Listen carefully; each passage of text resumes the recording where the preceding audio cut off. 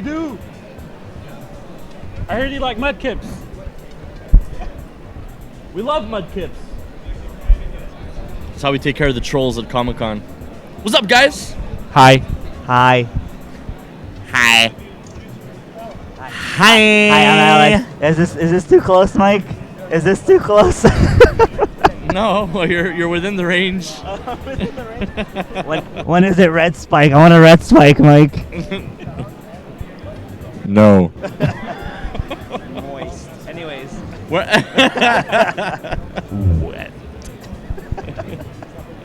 Synergy. That was some real synergy. Okay, so we are still live at Comic-Con for this week. Comic-Con Montreal 2016. Don't get distracted by lovely women, Mike. I don't get distracted by anything but video games and business, motherfucker. Oh, I mean, gentlemen. So, you guys want to laugh? You know that Always. awesome little Left 4 Dead style game, Evolve? Yeah. What? You never played Left 4 Dead? Yes, of course. Okay. Everyone knows Left 4 Dead. Well, there was a company that made a game called Evolve. Yes, I know. It's a fantastic game. Well, Is it? Is it? Is it? Is it? oh, Is it? It was pretty bad. Is it not? What about it Evolve? just went free to play. So, well, What a surprise. well, let's see here.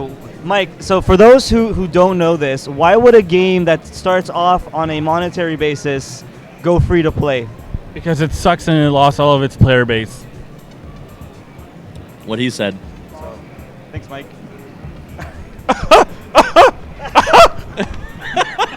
Fuck off. Language. You're right. Sorry. children at There are Comic-Con. children everywhere. Like a lot. I mean, hey, you're mean. you're I'll ban you. I'll ban you from my Minecraft server, Mike. okay. But stop being such a mean person. All right, so Evolve is Yeah, Evolve. a 4v1 game. There are four monsters, 4 hunters. Okay, well, already as of now, starting July 7th, which passed just recently, it's like in beta. So the free version's in beta, and I mean, basically, it's their only hope to like salvage their Keep the IP game alive.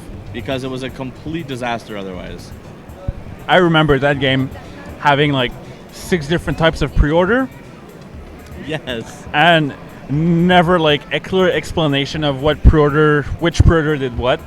So you would end up paying $120. Oh, yeah. You would end up paying $120 for basically premium skins and like 1 monster unlocked in advance.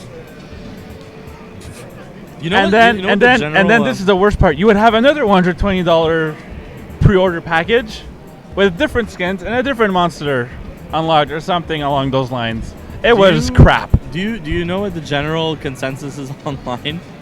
Because there have been all kinds of comments like they should start a new business model called paid to play, where I'm still waiting for the pay me to play your stupid game edition. One day. One day, yeah. They already do that. It's called playtesting. No, Mike. It's called Konami's new business model. Konami will figure some way to implement this technology. Or this Having type to of- pay people, I doubt Konami would ever pay anybody. They already didn't want to have to pay Kojima anymore. It's very true. There's a lot of cool, interesting cosplays today. Awesome costume. Yeah, actually though, the Arkham Knights, right? Or Batgirl. No, but Batgirl from the Arkham Knights. It's like the team of like roller derby Oh, team cool. or some shit, Nice. isn't it? There's a lot of really like. I had to go very far to think of this kind of costumes going on today on Sunday. I think Sunday is like the it's like the hipster cosplay day. This costume is from issue 43 of the alternate universe edition of Batman. Which 5 people have read. Yes, That's why it's ultra hipster. that's an ultra hit. So you get like the other 3 people that dressed up as that person, or like the only other 3 people who know what that character is. I dressed up as a concept sketch that only 3 people in the world have seen. I dressed up as a concept sketch. That's the best. I love that. So back to Evolve. No, well, Evolve isn't interesting enough to talk about anymore, and Fair we're enough. at Comic-Con. Okay. Like this is literally the Evolve. The conversation's done. Like we're just talking about all the awesome cosplay Much going like on at the game itself. But This conversation has evolved past the shitty game. and it is now about segue. cosplay and the awesome cosplay. You know what? We're gonna do. What is the best cosplay you guys have seen this weekend? the Jason Voorhees. The one where he's dragging the body? Amazing. That was good. Amazing. I have one. Actually, I have three because they're all really, really huge. Can't pick a favorite. No, one was Groot. Groot was awesome. Groot was great. There was a Captain Grievous from Star Wars, and like he was legit 9 feet tall. Really? Like, yeah, like legit awesome. And what was the third big one I saw? I don't remember. Giant Hulk. The Hulk was pretty cool. Yeah, He's here every But- year. Yeah. but I have one personal favorite. There's two girls that came and took a picture for our costume contest. Which we're Uh, plugging shamelessly once again. Of course, obviously, You because should all go onto our Facebook page, Too Much Sugar, and like your favorite. Yeah. And these girls were going as Elsa and Anna from Frozen, Yep. and they had it like That was your perfectly. favorite? That was like better than Jason Voorhees, better than Groot, better than... Yes. Okay. You know why? Because they had integrity. They were super nice, and the girl who plays Anna had like her perfect face. The face was legit perfect to play. It's true. Do you think that they went up to each other? They're like, you know what? Do you want to build a costume? Do you want to build a cosplay? Come on, let's go and play. No. Well, in this case, they said yes, but We'll make ourselves some shoulder pads and little hats and stop that right and there. prounce around all day. I'm know- pretty good at this improvisation stuff. Just keep doing TMS.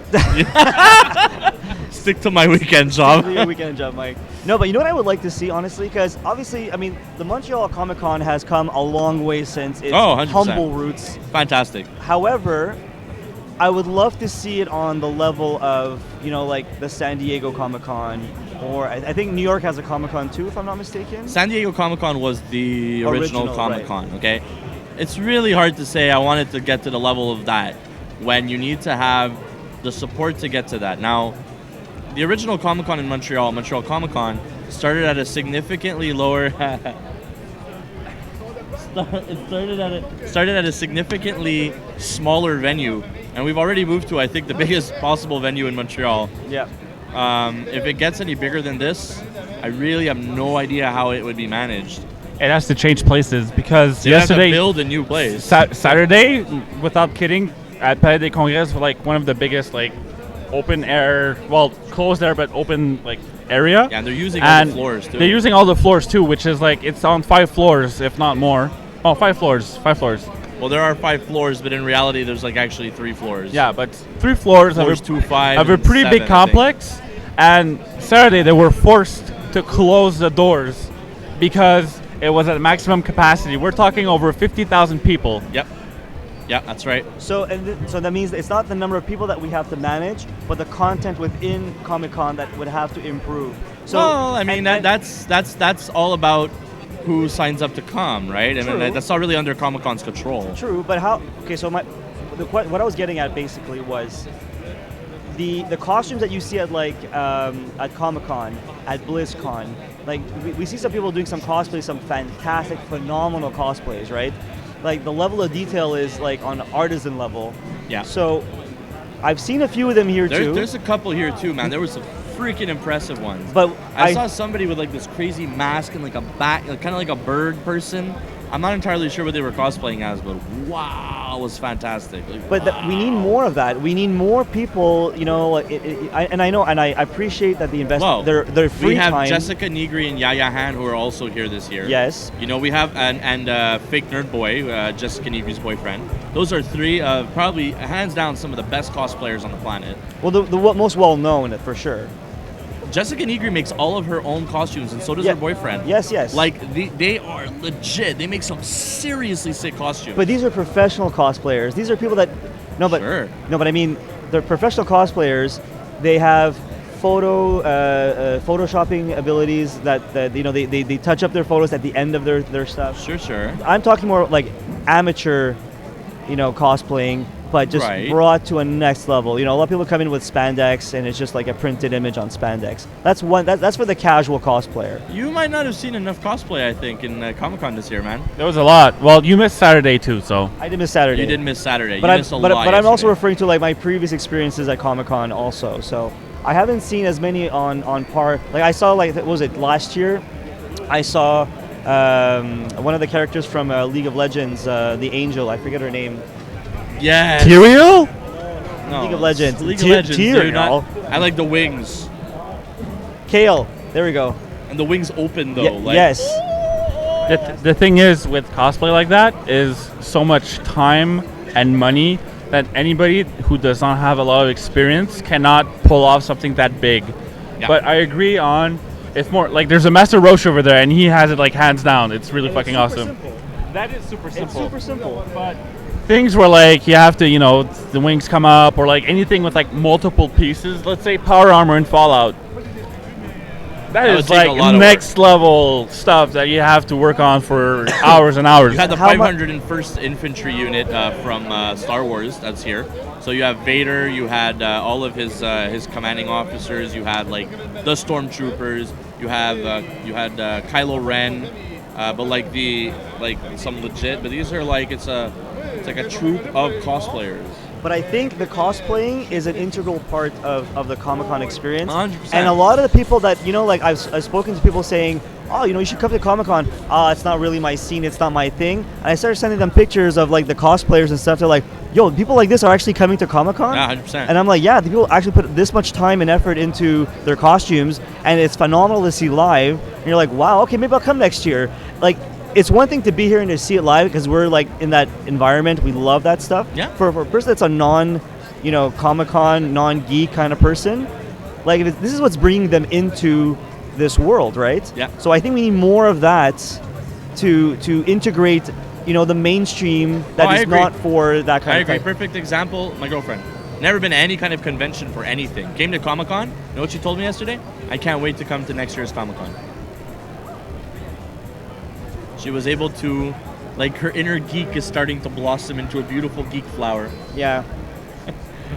Nice All right. analogy, right? So we're gonna cut it off here. Yeah, we're gonna It's going we're gonna on for a stop while. Today's video here. We'll get back to you with some more awesome Comic-Con content.